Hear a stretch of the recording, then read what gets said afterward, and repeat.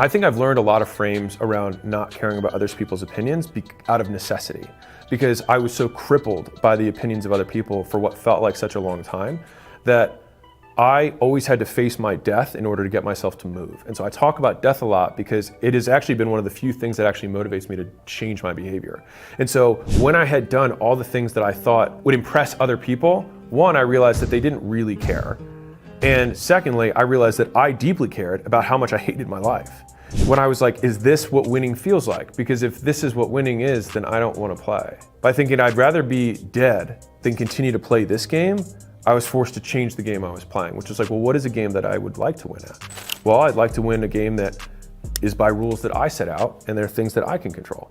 And then those people, because you break their mold of what they're supposed to be doing, and they might be miserable too, but they are not willing to take the risk that you're willing to take because they care about other people's opinions more than you do because they haven't gone through that little journey that you just went through.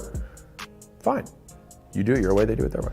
I mean, I went from prodigal son, my father's super proud of me, graduating Vanderbilt in 3 years, president of the fraternity, vice president of the powerlifting team, management consultant, to a minimum wage employee. Like, that's a pretty significant drop in status. I have these frames because people will say whatever they want, but for me, that relative drop in status was a lot. I went from about as high status as you can get as a 22-year-old to about as low status as you can get. I mean, I remember having people be like, so did you go to college? And I was like, yeah, I went to college and I fucking murdered it and I did everything. And because the implied question is, why are you here? And so that's what, in the beginning, hurt a ton. But then I just realized that they just didn't know.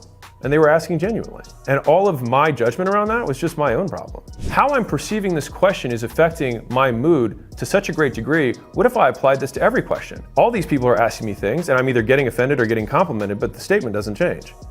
So that sounds like a me problem. And so the more I started diving into things like that, the less bothered I became by everyone else's opinion, because they also have no context. Even if they did mean it as an insult, so what? If they're saying, well, I'm better than you, I'd be like, yes, you are. A lot of even really successful people frame their success around trying to prove someone wrong.